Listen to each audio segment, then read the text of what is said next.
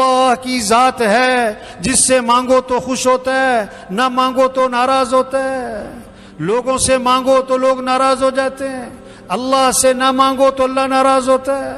اللہ سے مانگیں، اللہ سے مانگیں، اللہ خوش ہوتے ہیں، اللہ خوش ہوتے ہیں۔ اور ایک حدیث میں آتا ہے اللہ کو حیا آتی ہے اس بات سے کہ کوئی آدمی اللہ کے سامنے ہاتھ پھیلائے اور اللہ خالی ہاتھ ہی واپس کر دے اس کو، اللہ خالی ہاتھ واپس کر دے، اللہ کو حیا آتی ہے۔ اچھا اب وہ دعا جو قبول ہوگی کیسے ہوگی ہمیں نہیں پتا، جو مانگا وہی ملے، اب ملے، سال بعد ملے، یا اس دعا کی برکت سے کوئی مصیبت ٹل جائے گی، ایسے لگے گا دعا قبول نہیں ہوئی، حالانکہ اس دعا کی برکت سے مصیبت سے بچا ہے۔ حدیث میں آتا ہے ایک مصیبت آسمان سے بندے کی طرف چل پڑتی ہے، ادھر سے یہ دعا مانگتا ہے، اس کی دعا زمین سے آسمان کی طرف چل پڑتی ہے، یہ جانے والی دعا آنے والی مصیبت کو ٹال دیتی ہے۔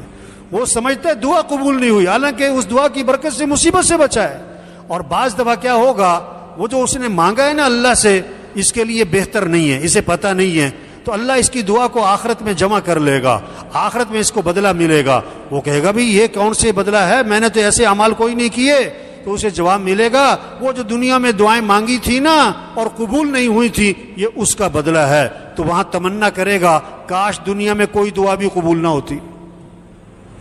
تو بھائی اللہ سے مانگیں، ہم اللہ کے محتاج ہیں، اللہ سے مانگیں، اللہ خوش ہوتے ہیں۔ لمبے مانگیں، آدھا گھنٹہ مانگیں، 20 منٹ مانگیں، 2 گھنٹے مانگیں، 2 گھنٹے مانگیں، اللہ سے مانگیں۔ حدیث میں آتا ہے اللہ کے نبی نے فرمایا دعا میں اصرار کرو، یا ذل جلال والاکرام، یا ذل جلال والاکرام، یا ذل جلال والاکرام، یا ذل جلال والاکرام، یا ذل جلال والاکرام، کہو 50 دفعہ، کہو 100 دفعہ، اللہ کی رحمت متوجہ ہوگی۔ آج ہم دعا مانگتے ہیں 2 منٹ کی، وہ گئے، اور دعا بھی ایسی جیسے اللہ کو آرڈر کر رہے ہوتے ہیں، اللہ یوں کر دے وہ کر دے، وہ گئے۔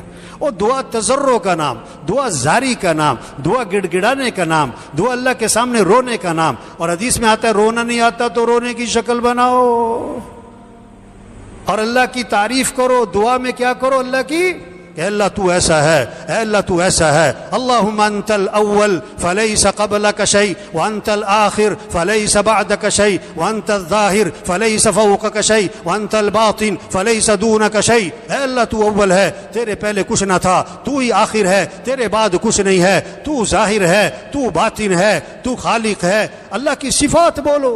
ایک صحابی دعا مانگ رہے، بڑی عجیب بات، ایک صحابی دعا مانگ رہے ہیں، اللہ کے نبی کا گزر ہوا، انہیں نہیں پتا ہے، وہ اللہ کی تعریف کر رہے ہیں۔ یا من لا تراہ العیون ولا تخالطه الظنون ولا يصفه الواصفون ولا تغيره الحوادث ولا يخشى الدوائر يعلم مساقيل الجبال ومكائل البحار وعدد قطر الأمطار وعدد ورق الأشجار وعدد ما أظلم عليه الليل وأشرق عليه النهار ولا تواري منه سماء سماء ولا أرض أرضا ولا بحر ما في قعری ولا جبل ما فی وعری۔ وہ لگے میں دعا مانگنے اور اللہ کی تعریف کی ہے بڑی زبردست۔ ہے وہ ذات جس کو کوئی آنکھ دیکھ نہیں سکتی، ہے وہ ذات جس کو کوئی بیان کرنے والا بیان نہیں کر سکتا، ہے وہ ذات جس تک کسی کا وہم و گمان پہنچ نہیں سکتا، ہے وہ ذات جسے کسی قسم کا ڈر کوئی نہیں، ہے وہ ذات جس میں کسی قسم کا تغیر کوئی نہیں، ہے وہ ذات جو پہاڑوں کے وزن کو بھی جانے، ہے وہ ذات جو درختوں کے پتوں کو بھی جانے، ہے وہ ذات جو بارش کے قطروں کو بھی جانے، ہے وہ ذات جو سمندر کی تہ میں کیا اس کو بھی جانے، اور ہے وہ ذات جو ساتوں آسمان میں کیا ہے اس کے علم میں، ساتوں زمین میں کیا ہے اس کے علم میں، جس پر سورج چڑھتا ہے وہ بھی اس کے علم میں، جس پر رات کا اندھیرا چھا جاتا ہے وہ بھی اس کے علم میں، غاروں کے اندر کیا چھپا ہوا ہے وہ بھی اس کے علم میں۔ وہ لگے میں اللہ کی تعریف کر رہے ہیں۔ جب وہ دعا سے فارغ ہوئے اللہ کے نبی نے بلایا، سونا سونا سونا، کھجور کی گٹھلی کے برابر سونا اللہ کے نبی نے ہدیے میں دیا کہ یہ تمہارے لیے ہدیہ ہے بھائی۔ اور پھر اللہ کے نبی نے فرمایا تمہیں پتہ ہے میں نے یہ ہدیہ کیوں دیا تمہیں؟ انہوں نے کہا جی میری آپ سے رشتہ داری ہے نا، اور میں رشتہ داری تو ہے لیکن آج جو میں نے تمہیں ہدیہ دیا ہے نا یہ اللہ کی خوبصورت تعریف کرنے پر دیا ہے۔